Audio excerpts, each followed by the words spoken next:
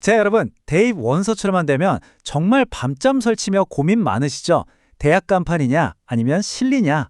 특히 인서울 타이틀 앞에서 흔들리지 않는 분들 거리 없을 겁니다.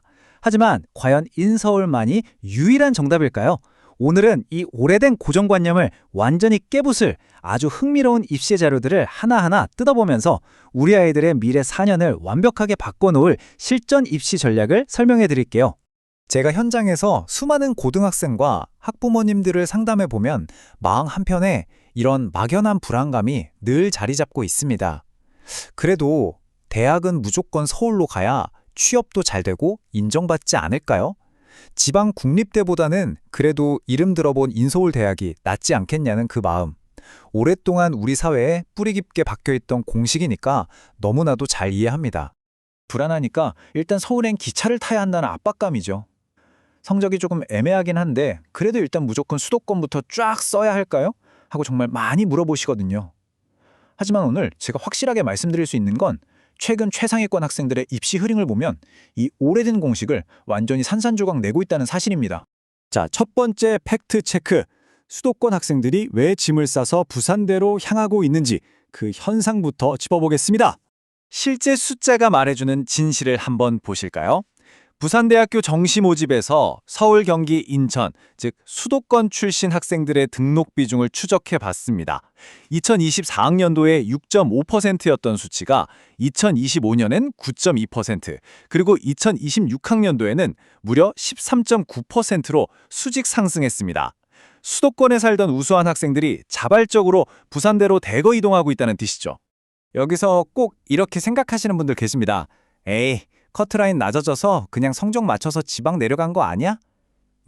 천만의 말씀입니다. 이전 평균 합격선이 내신 3.16등급, 수능 79.9%였는데 2026학년도 수치를 보면 오히려 교과 3.05등급, 수능 81.0%로 껑충 뛰었습니다. 수시든 정시든 더 높은 성적을 받은 에이스들이 일부러 부산대를 선택했다는 아주 명백한 증거거든요. 이게 도대체 무슨 의미일까요? 입시 판도가 대학을 선택하는 기준 자체가 완전히 뒤집혔다는 겁니다. 막연하게 대학 이름표만 줬던 맹목적인 서울 쏠림에서 벗어나서 졸업 후에 진짜 진로와 이득, 즉 실속을 철저하게 개선하는 쪽으로 똑똑한 최상위권 수험생들이 먼저 발빠르게 움직이기 시작한 거죠. 그럼 그 실속의 정체가 도대체 뭐길래 이러는 걸까요? 두 번째 핵심, 바로 취업 시장의 치트키라 불리는 지역인재 제도입니다. 이 흐름을 주도하는 가장 강력한 무기가 바로 이겁니다.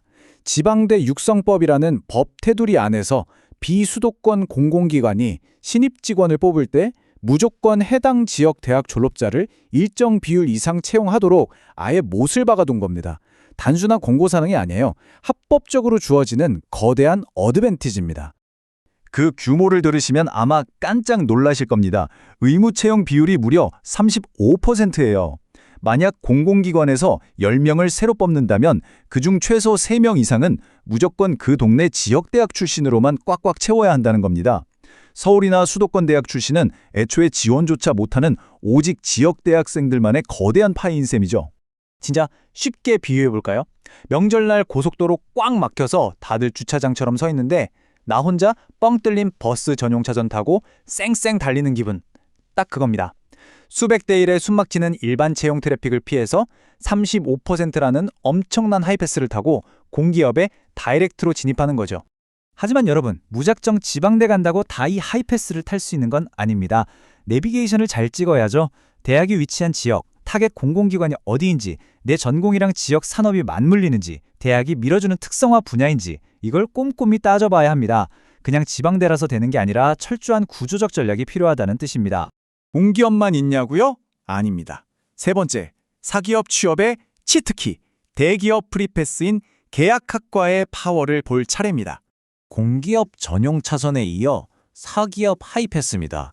대학이랑 대기업이 아예 깐부를 맺은 거예요. 우리가 필요한 맞춤형 인재로 기를 테니 졸업하면 바로 우리 회사로 와라 하고 만든 특별한 학과죠. 맞춤형 교육에 막대한 등록금 지원, 거기다 100% 취업 보장까지 얹어진 진짜 거부할 수 없는 매력 포인트입니다. 혜택을 한번 쓱 훑어보면 입이 떡 벌어집니다. 부산대는 LG전자와 스마트가전공학과를, 경상국립대는 KAI와 우주항공연계를, 경북대는 삼성전자와 모바일공학과를 돌리고 있잖아요. 4년 내내 등록금 걱정 없이 공부하고 졸업하는 날 대한민국 최고 대기업 사원증을 목에 딱 건다?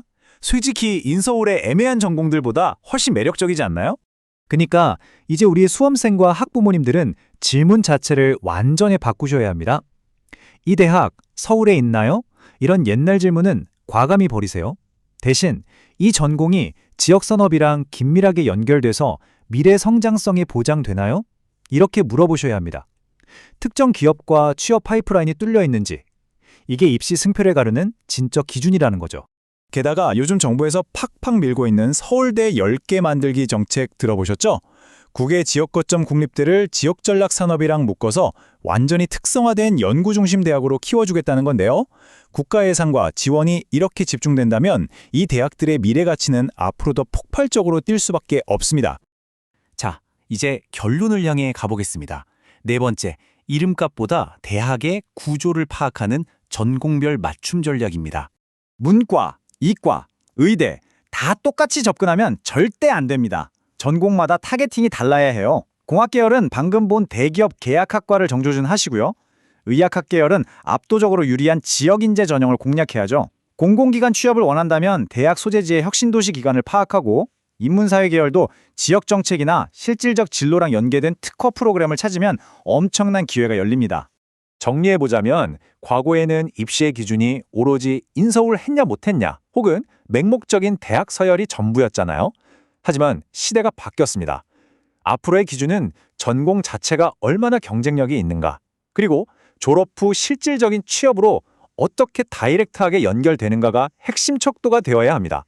물론 서울이라는 메가시티가 주는 인프라와 네트워크의 장점, 여전히 막강합니다. 그걸 부정하는 건 절대 아니에요. 하지만 제가 진짜 드리고 싶은 말씀은 무조건 서울이라는 맹목적인 고정관념 때문에 전액장학금과 대기업 직행이라는 우리 아이들의 무궁무진한 가능성을 스스로 차버리지는 말자는 겁니다. 대학의 우편번호가 학생의 잠재력을 가두게 두지 마세요. 결국 진짜 중요한 건 어디로 가느냐가 아니라 그곳에서 무엇을 쥐고 나올 수 있느냐입니다. 지역 거점 국립대는 더 이상 밀려서 가는 차선책이 아니에요. 누군가에게는 확실한 미래를 보장하는 가장 날카로운 전략적 선택지입니다. 자, 단순한 이름표를 넘어서 진짜 기회를 쟁취할 준비 되셨나요? 오늘 이 데이터 분석이 여러분의 치열한 입시 전략에 시원한 헤드업이 되었기를 바랍니다.